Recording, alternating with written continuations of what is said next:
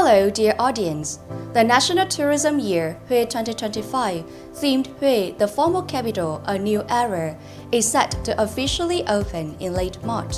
Throughout the city, a series of exciting cultural and artistic events will unfold, bringing Hue to life with celebrations and festivities. In today's episode of Hue's Color, we continue to bring you more exciting experiences that await visitors in the historic imperial city. The news will provide the latest updates on upcoming events and highlight must-visit destinations. In I Love Hue, we meet the artisan of Thủy Sông Ward, home to the traditional craft of golden fish making. And finally, in the beauty of Hue, we explore Thiên Thọ Tomb, where the philosophy of harmony with nature is beautifully reflected in its architecture and surroundings. Now, let's go into the details of today's programs.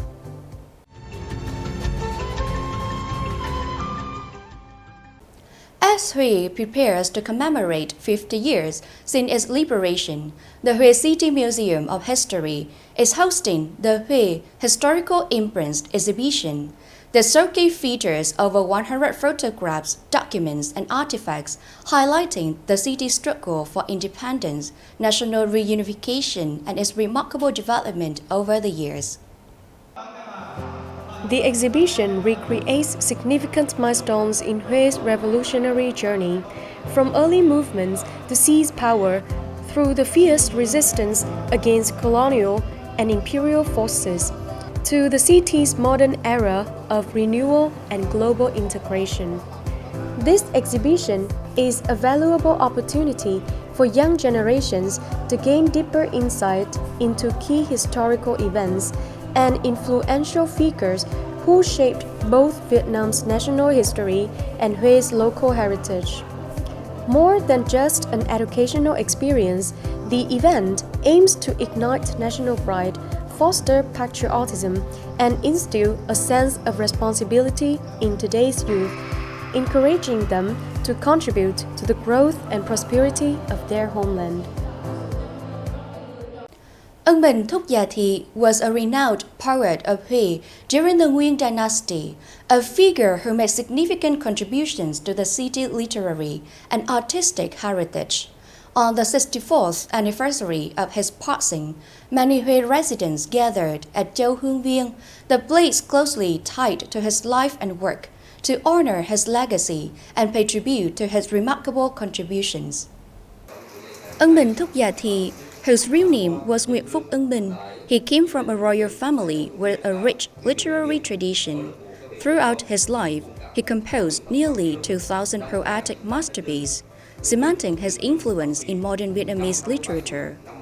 Beyond poetry, Ân Bình Thúc Già Thị was also a brilliant playwright and a key figure in preserving and developing ca Huế, particularly in ca Huế Thịnh Phong, the refined tempo-style rendition of Hue's traditional music. With his free-spirited nature, graceful elegance, and deep connection to both humanity and nature, he elevated the melodies of ca Huế to new artistic heights. His legacy lives on as generations of artists continue to preserve, celebrate, and pass down the essence of Hue's cultural soul.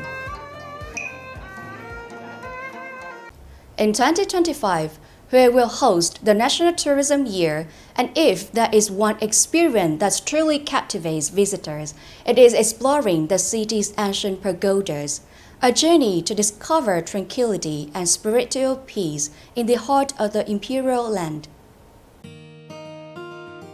Hue is home to over 300 temples and pagodas, many of which hold great cultural and historical significance. Thiên Mù Pagoda, the iconic symbol of Hue. Tư Hiệu Pagoda, the final resting place of esteemed Buddhist monks. Or Huyền Không Pagoda, a meditative retreat of the Theravada Buddhist tradition, and many more renowned pagodas. Set amidst lush green forests, these ancient pagodas exude an aura of serenity and timeless beauty. The resonating sound of temple bells evokes a sense of inner peace. The Buddhist teachings and stories found here help us gain deeper insights into life's true values. A pilgrimage to Hue's temples is more than just a sightseeing journey. It is a path to healing, offering spiritual renewal and tranquility for all who visit.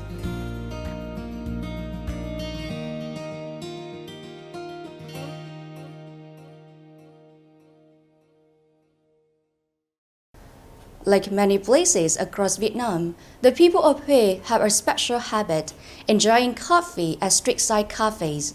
But what makes the humble coffee corner more than just a daily routine? How have they become a cultural hallmark and an essential part of life in Hue? Let's find out. As Hue transitions between seasons, the air is crisp and refreshing. Along the city street, the aromatic scent of coffee drifts through the breeze. Each sidewalk cafe has its own charm, offering a unique experience. Over the years, these spots have become familiar gathering places, cherished across generations. In Saigon, where people want to meet up but don't know where, they often think of Souk Cafe at Phang Dang Lu Garden.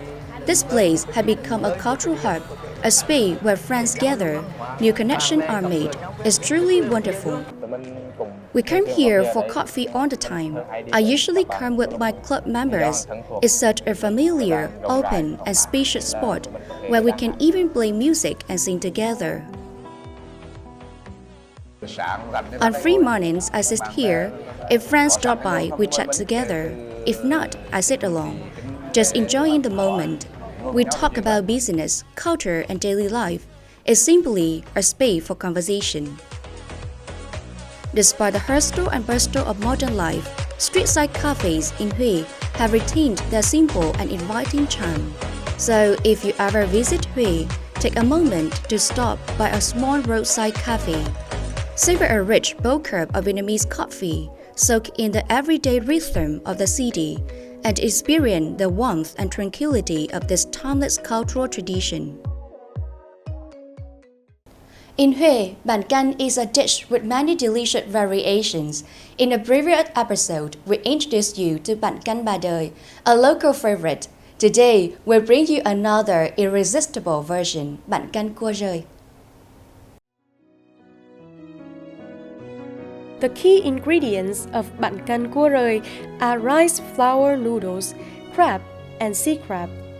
The noodles are made from high-quality rice, kneaded into dough and cut into perfectly thick, chewy strands.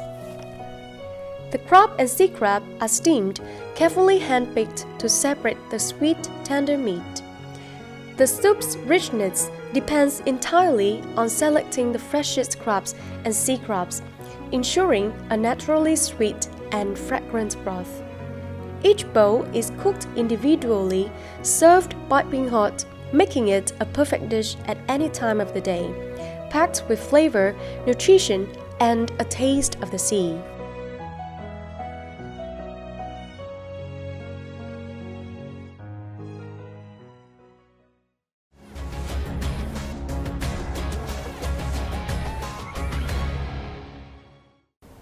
Hue has long been known as the Buddhist capital of Vietnam, and to this day it remains a spiritual center of the country. Throughout its hundreds of temples, golden fish crafted in Thuy Xuân Craft Village have played a crucial role in Buddhist practice. Some of these are even over a century old. In this episode of I Love Hue, we take you to Thuy Xuân Village to uncover the story behind this rare and sacred craft.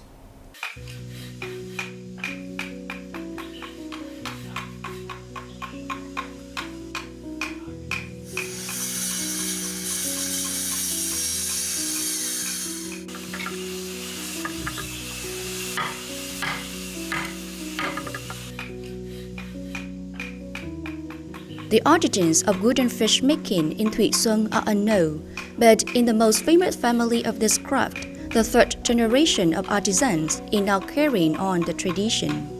For centuries, the golden fish have echoed across Vietnam and even reached Vietnamese Buddhist communities around the world.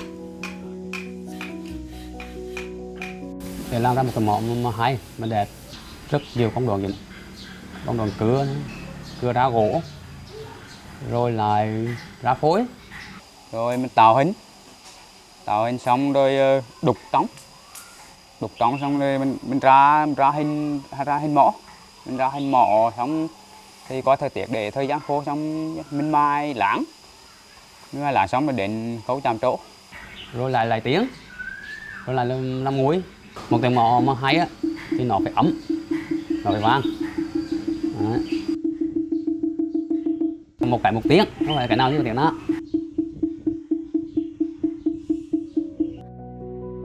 A wooden fish is always accompanied by two essential items, a wooden mallet and a cushion base. The mallet is made of wood, with the head wrapped in rubber, then covered in silk or golden fabric to match Buddhist aesthetics. The cushion base is traditionally filled with straw or cotton, also wrapped in fabric. The size of the wooden fish, mallet, and cushion must adhere to strict proportions to ensure the perfect resonance. If the dimensions are incorrect, the sound will be too sharp, too heavy, or out of balance.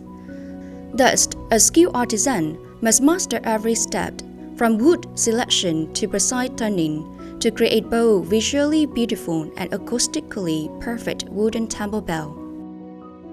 Là cái đuôi ní là đuôi gỗ, xong là mình phải sơn mai xong rồi mình bận cú sú tùy theo, đánh chuông thì bận khác, đánh mỏ là bận khác, xong rồi mình máy vải gặm vô cho nó đẹp á. Hằng có phân thước ở trên cái đầu này, ở đây là 25 phân, thì đây thì có 4 phân thôi. Khi cái dùi này mà nó to quá thì cái tiếng không bao giờ hay được, nó rất nặng, cái mòn kéo rất nặng. Những cái tiếng mà cái dùi nó nhỏ quá thì cái tiếng nó sẽ bông lên, nó không khớp, nó phải đi đối với kích thước của cái mỏ.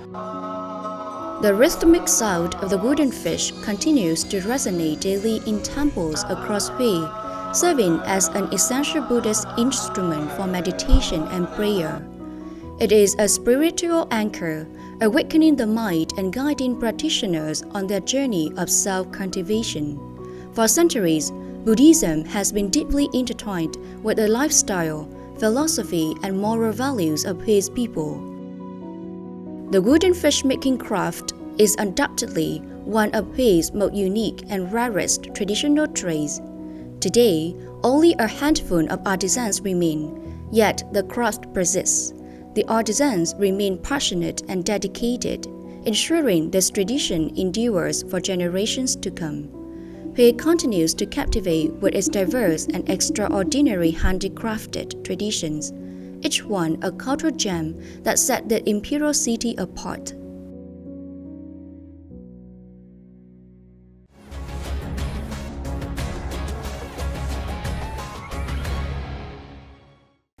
Among many imperial tombs of the Nguyen dynasty, Thiên Thọ Tomb, the resting place of Emperor Ya Long, stand out as a masterpiece of harmony between nature and architecture.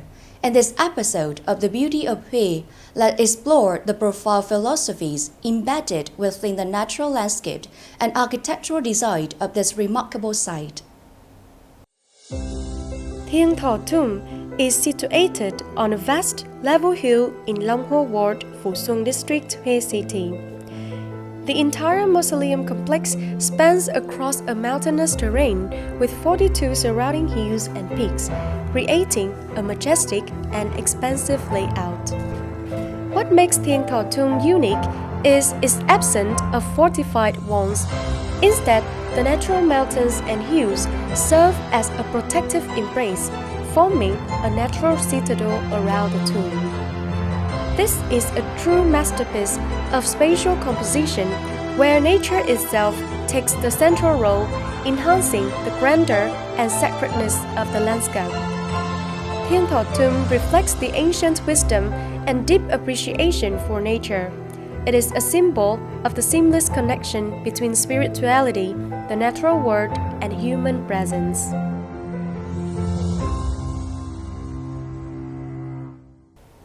Without the need for glamour or extravagance, Hui captivates with its simplicity and poetic charm.